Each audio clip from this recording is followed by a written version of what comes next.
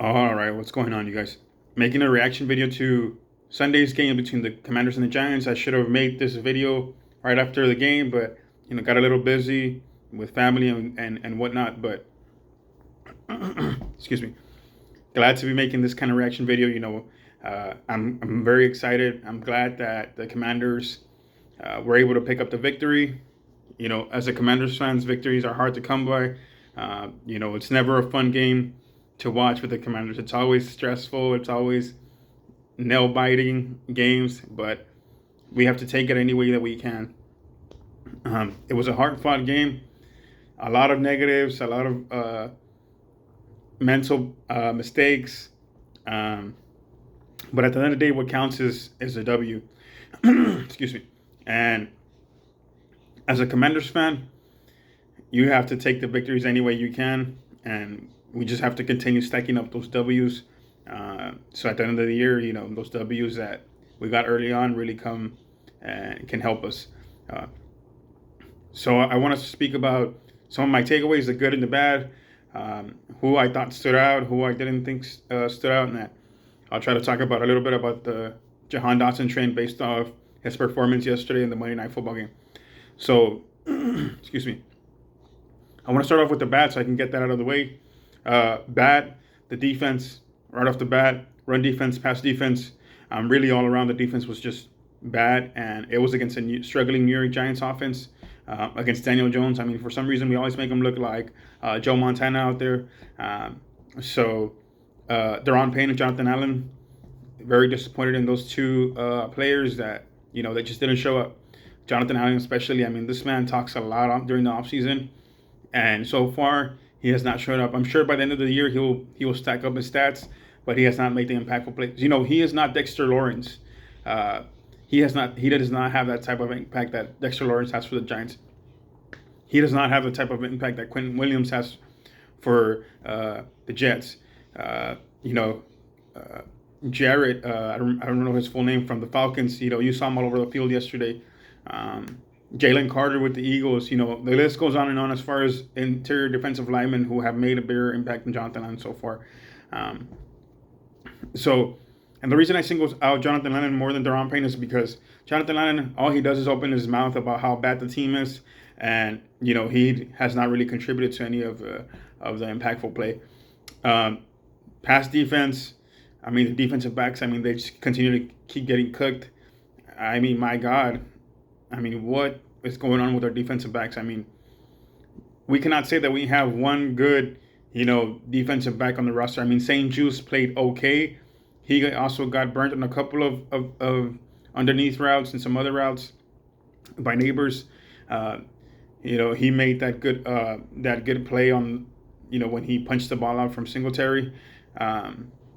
I believe it was from Singletary. If it wasn't from Singletary, some of y'all can correct me. But he punched that ball out. It caused a fumble. We were able to get it back. That was a big play. But overall, the pass defense was terrible. I'm going to botch the name, but our cornerback on the other side of St. Juice, Abagone.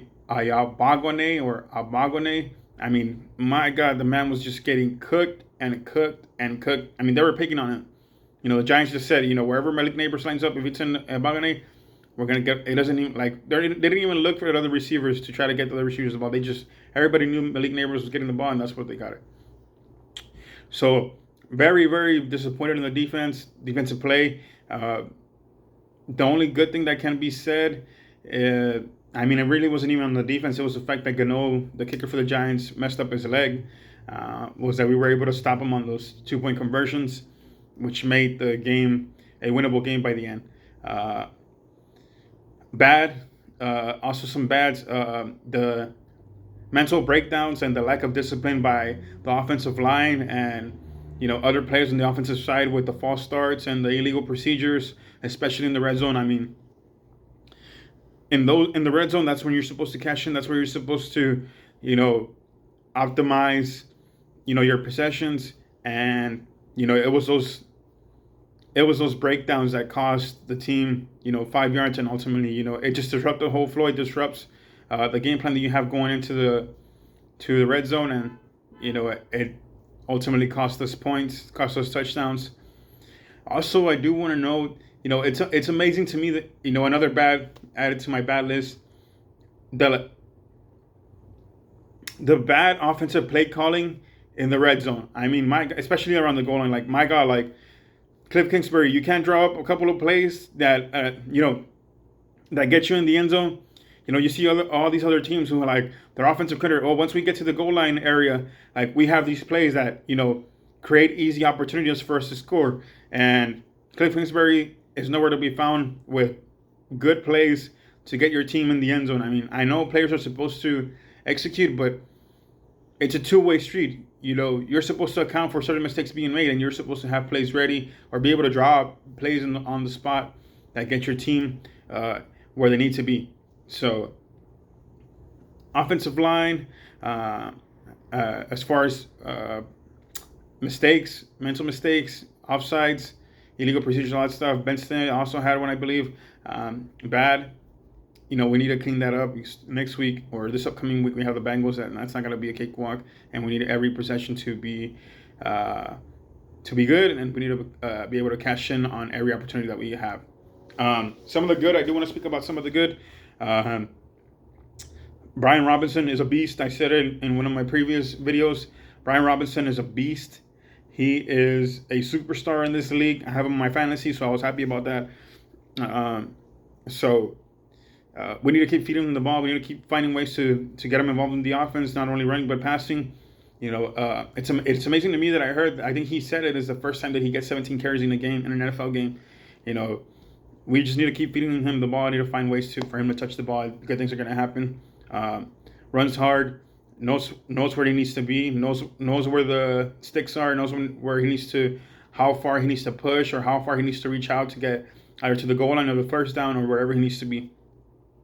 So you need players like that on the team. Austin Eckler, also a good compliment. He's been pushing the pile, running hard. It sucks that the opening kickoff return for a touchdown was called back. Again, another flag, costing your team points by another player. I mean, my God.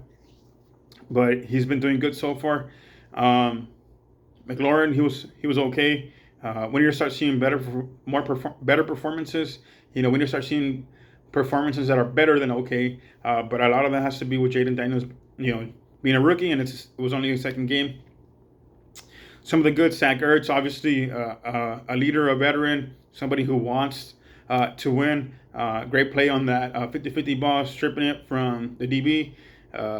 It saved an interception and got us some good yardage and really created momentum for the team. So I was glad to see that. Glad to see Zach Ertz stepping up, being that leader in the team, and it paid off. The kicker, obviously, I don't remember his name, but some of y'all can, if y'all want to comment down, just put his name down. I mean, Adam Peters, obviously it was a bad trade for that kicker that we had last week, but he didn't pay anything for it after all because he cut him before week 2, and he signs this kicker off the street, and look at what he did. Look at what the kicker did. He won us a game and scored all the points for the team.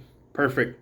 Did not miss one field goal, so a lot of credit to Adam Peters and the scouting team, being able to detect talent, being able to go out and have, that report ready to go to see, okay, what are the other options out there if a player is not working. So I was happy to see that. Tight game. Things need to be a lot cleaner. Jaden Daniels played good.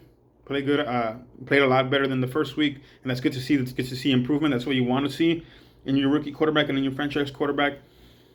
Noah Brown, also good. Another good pickup. Off the waiver wire as a free agent, right before the season started.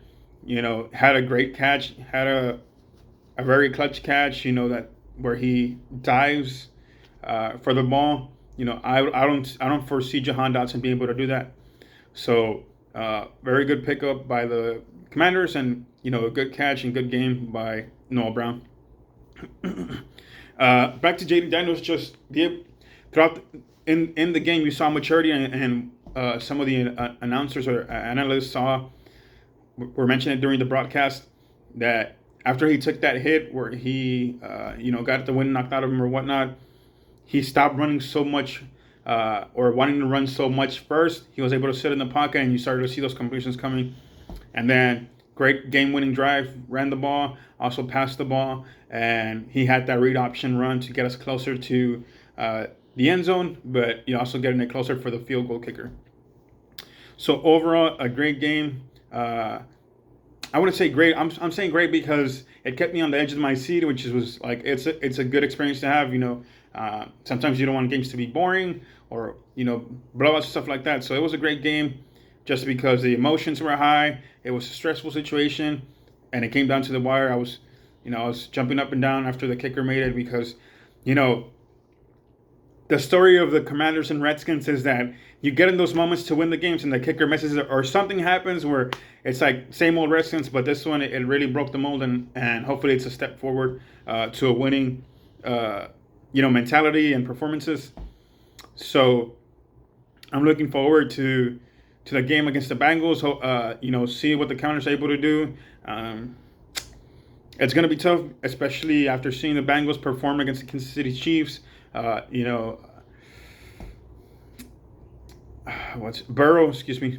slipped my mind. Burrow is coming for revenge, for payback. Not necessarily against us, but he's coming to avenge the loss against the Chiefs last week. They don't want to go down on 0-3. So hopefully, we're ready to go. Dan Quinn is able to have the guys ready to go, and it doesn't matter if it's Burrow and Jamar Chase and all those guys over there. That the Commanders are able to pull off a victory, and we're able to be 2-1. So yeah, I just wanted to touch real quick. Sorry, before I forget, on Jahan Dotson. Y'all can go check out my video that I made on the reaction to Jahan Dotson trade. I told y'all I was not upset at all. I was actually glad that he got traded. Attitude, performances, lack of performance, especially for a first-round pick.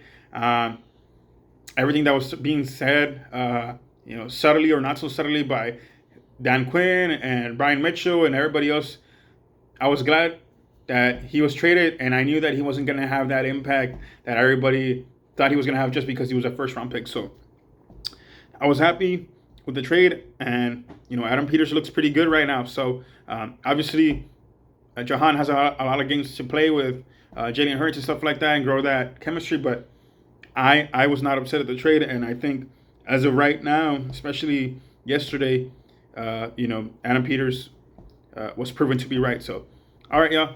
Hope y'all are having a good week. I'll try to make these reaction videos right after the games, but obviously get busy. If y'all like my videos, please subscribe or push that thumbs up button. It really helps a lot. I hope that y'all keep revisiting my channels and watch these reaction videos. All right, y'all. Thank you.